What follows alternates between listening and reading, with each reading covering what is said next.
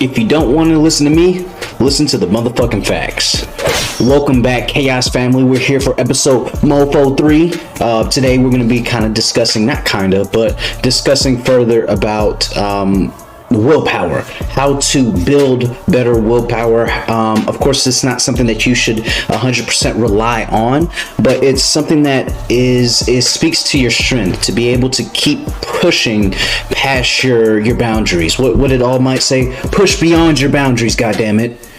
If he says it, then that means it's the law, okay? No, but all jokes aside, developing a really good willpower to be able to combat struggle and really combat and really just continue to push through is really something vital for accomplishing one's vision, one's dreams, and accomplishing what you want to create for your future. So right now we're actually going to do a video reaction on David Goggins, Andrew Huberman. I don't know if you guys heard of them. Maybe not Andrew Huberman. If you know Andrew Huberman, then you're pretty conscious and you take in a lot of decent information. If you know David Goggins, who's gonna carry the fucking boats? You already know. So let's go and get into it. I'm gonna share a little neuroscience tidbit, but I think it's one that you'll appreciate. Most people don't know this, but there's a brain structure called the anterior mid-cingulate cortex. As we pointed out before, that's a noun, it's a name, it doesn't mean anything. Right. We could call it the Cookie Monster. Right. But what's interesting about this brain area is there are now a lot of data in humans, not some mouse study, showing that when people do something they don't want to do, like add 3 hours of exercise per day or per week, or when people who are trying to diet and lose weight resist eating something. Right. When people do anything that and this is the important part, that they don't want to do. Right. It's not about adding more work, it's about adding more work that you don't want to do. Yes. This brain area gets bigger. Yep. Now here's what's especially interesting about this brain area to me. And by the way, I'm only learning this recently because it's new data, but there's a lot of it. The anterior mid-cingulate cortex is smaller in obese people. It gets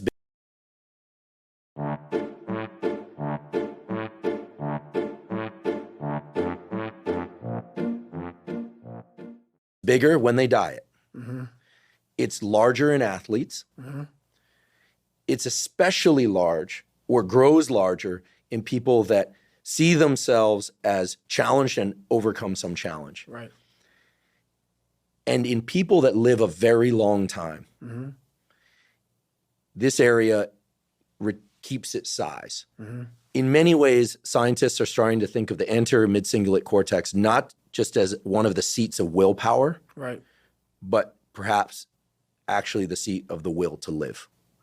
See, now we're talking. And when I learned about the anterior mid-cingulate cortex, I was like almost out of my seat. And I've been in the neuroscience game since I was 20. We're the same age. And I was so pumped because I've heard of the amygdala, fear, prefrontal cortex, it's planning and action.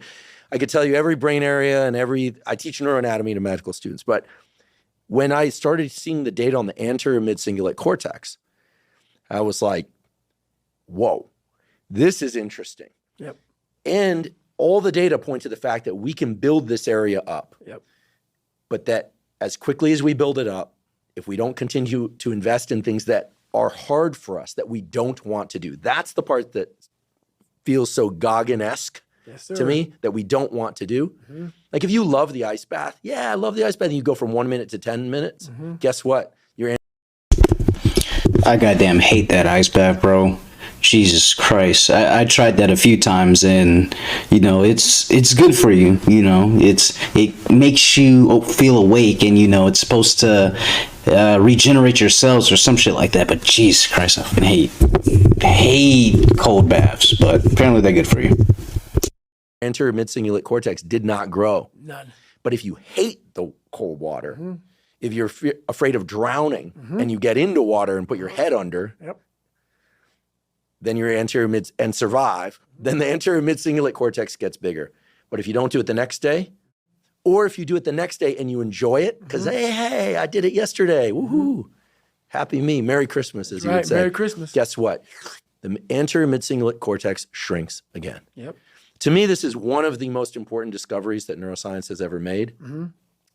because it's that I don't want to do something, but do it anyway. That's right. That grows this area. And it's almost like I have a friend, he's been sober 30 years from alcohol. And he always says, the amazing thing about addiction is there's a cure. The problem is it only works one day at a time. Yep. And so you have to renew it every day. That's right.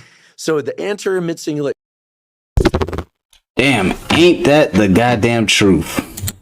I mean, honestly, like, when I went cold turkey, that's exactly what it is. It's cold turkey. You have to just stop one day, no matter preparation, no matter, you can use a patch, you can, try different methods, but literally, day one starts off with you feeling like shit. And then day two, you kind of still feel like shit. In fact, you do. Day 3, 4, 5, 6, and I wasn't addicted to any hard drugs or anything like that. But shit, some of y'all are addicted to weed more than you realize, and you'll see yourself ended up, hitting the blunt, and you stop, and then all of a sudden you just feel even more depressed than how it was making you feel because it made you anxious anyway. But anyways, from alcohol, and he always says, the amazing thing about addiction is there's a cure. The problem is it only works one day at a time. Yep. And so you have to renew it every day. That's right. So the anterior mid-cingulate cortex, to me, when I learned about it, two things went off in my head. Whoa, this is super interesting. And two, I got to tell David Goggins about this. And I waited until now to tell you because I felt like for obvious reasons, I wanted to tell you and I wanted to tell you here. Well, I love that because that's how I've lived my entire life. I don't know anything about that. But people go, man, you have such a strong will. It's something that you build. Like, I never forget, I was on a podcast one time, and this dude goes, you were blessed with a strong mind. Like, the hell you some people have talent. Some people are born and blessed with talent and all that shit. Some of us, you got to build some of them characters. Like, don't get me wrong, I was blessed in more areas than one. You feel me? But, a lot of what the man's journey is really building himself to be one that has accomplished greatness. And I honestly see it no different than being a strong individual. You can be massive and naturally strong, but if you sitting your ass down on the couch anyway, I mean, you ain't even really gonna be that strong. You're gonna be a fat fuck. So talking about is blessed with a strong mind. That's something that you have to develop. You develop that over years, decades of suffering and going back into the suffer. That's why a lot of people who graduate Navy SEAL training, they want to know, like, I talk about it very openly all the time. A lot of guys don't want to go back into that water. Don't want to go back into the hard stuff. And maybe not anything hard in life. Once you get through it, it's like you become a POW. Like, how many POWs want to go back to POW camp? None. When something sucks so bad in life, this is on this that we're talking about now, very few people want to go back. They're happy they graduated. I realized I'm the same way. I don't want to go back. I have to go back. I must go back because that is exactly where all the knowledge of my life exists, was back there and what you're talking about. Well, I didn't know anything about this, but how I grew a will was constantly doing these things to now it's just life. I wake up while it still sucks. It's just life. You don't sit back and like, oh my God, like I have days I don't want to. Honestly, there's so much truth to that. If I'm being real, like, I've been the type to consistently push myself, even when I didn't feel like it. In fact, that came up, washing cars in snowy conditions, just because there was cars that we needed to take care of.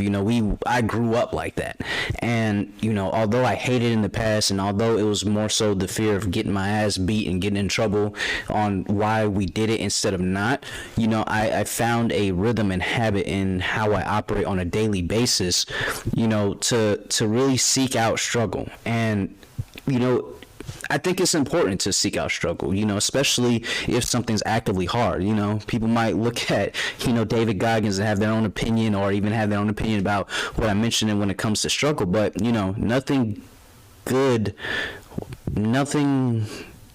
comes without struggle. There we go. Nothing good comes without struggle. I know I'm going to do it. I know from years of just doing it. So that's beautiful. And this is why I came on here with you today. And I'm glad that you're talking about this, because human beings need to hear this. They need to stop hearing these hacks on this and that. There's no fucking hack, bro. There's no fucking hack. Yeah, you may this and that and saunas and all this shit it's great. There is no fucking life hack. To grow that thing, how do you grow it? Do it. And do it, and do it, and do it. That's the hack. The hack is gonna fucking suck.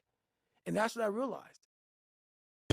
So this is what I like about at least this interview, right? Like, on one end, you have Andrew Huberman getting into the science of it all, right? Saying, oh, this is the part of the brain that grows when you actually do the hard thing consistently. And then you have the tool bag himself, David Goggins, really dumbing it down to really focus on, no, you dumbass, by doing it more times than not, by consistently doing it, it aligns with the science. And at the end of the day, that's how you build that certain characteristic. People tell you this all the time. You want to build great character, you have to do something specific. But it's funny that, the two different types of people that this information can relate to. If you're more about the science, you got one end. If you're more about just what do I need to do in order to be the best version of myself, David Goggins. You can't hate. And if you do, you suck. That's what I realized. Life, that's why I wanted to come on here today. I didn't want to come on here and talk about no fucking passion and purpose and how to get the fuck out of bed and how to hit a fucking alarm clock and all this catchphrase bullshit. Because that wasn't how I lived. That wasn't how I lived. I woke up like every human being does and goes, fuck, man, I'm a fucking piece of shit today. How the hell is this going to work out for me? And you fight that. You don't override it. There's no override button. It's the conversation in your in your head. So how do you do that? We don't have enough of these conversations about the real conversation that every human being is having. And they have no idea how to get out of it, but they do. It's that shit right there, man. You gotta build your will. How do you build your will? Exactly what you said, man. Exactly what you said. Well, I feel like knowing the name of something, anterior mid-cingulate cortex, doesn't fundamentally change us. But one thing I like about biology is that willpower, if somebody feels they don't have it, feels like this thing that other people have. But everybody, unless they're brain damaged, like a hole through their head, has two anterior mid-cingulate cortex, one on each side of their brain. Everyone has one. They have two.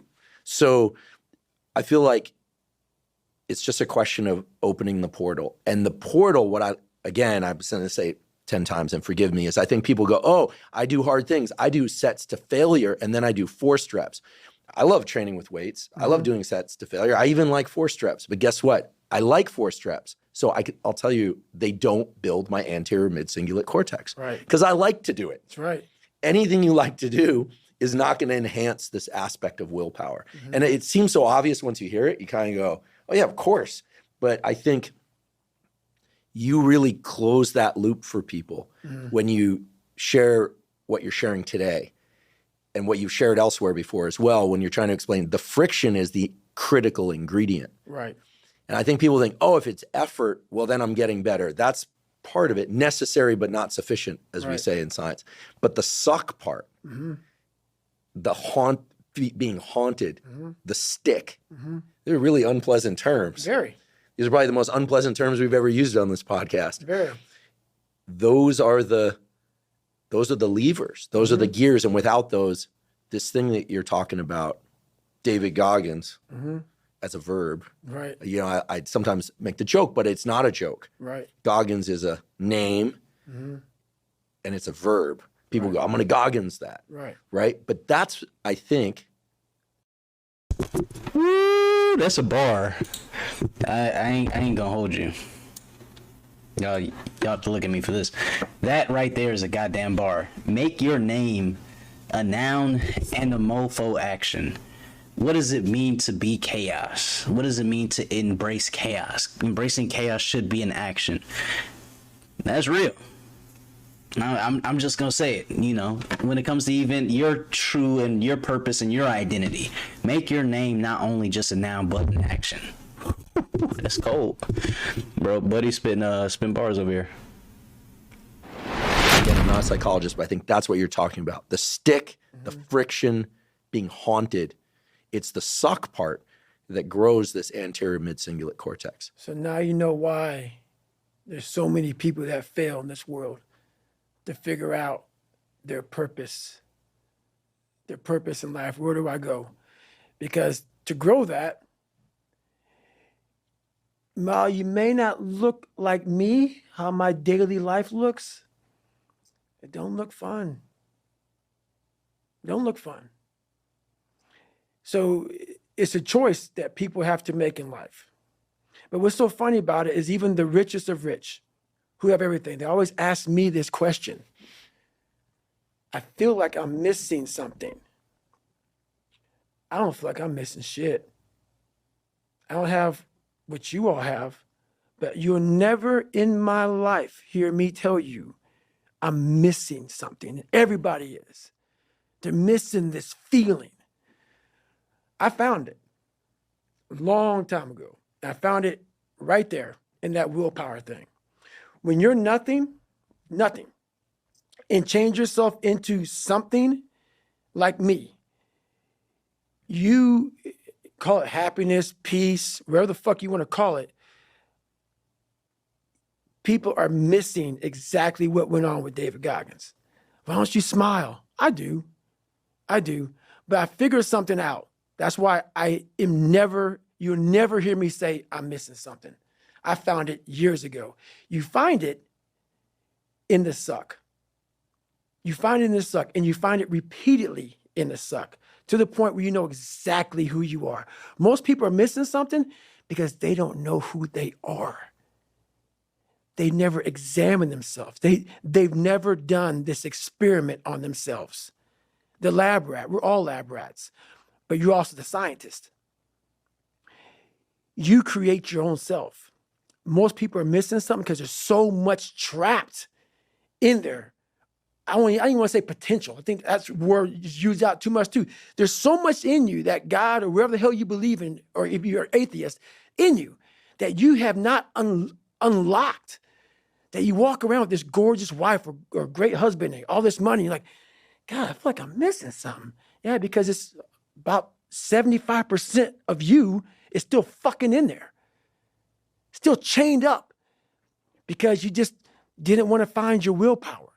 Didn't want to find your soul, your will, your heart, your determination, your guts, your courage. And what that looks like, it looks scary. Like your little scary lab I went in. Scary. To wake up every day and say, I'm stupid, but I want to figure out a way to be smarter. Versus saying, man, I just can't do that. So you limit this box. So your box becomes so small of things you can do. My box wasn't even a box. It was a fucking little pinhole. And then through examining myself, getting some willpower, some courage, it became bigger than this table. But that's what we all do. That's why I wanted to come here today and talk to you about real shit. Not no fucking like hacks. There's no. And that's what it's all about, guys. At the end of the day, you have to embrace struggle into your life in order to develop a willpower, both, physically in your brain by what Andrew Huberman had said, but also to constantly be able to break down through barriers to get where you want to be or to accomplish what you want to accomplish. And it takes one to really be not only conscious about that, but to constantly decide to step up in order to make those things happen. So I hope y'all got a lot of information out of this video. Go ahead and like, subscribe, share with the homie, and yeah, everybody embrace chaos. Learn something new, do something different. You feel me? I'm proud of you guys. Love you guys. See you next time. Peace.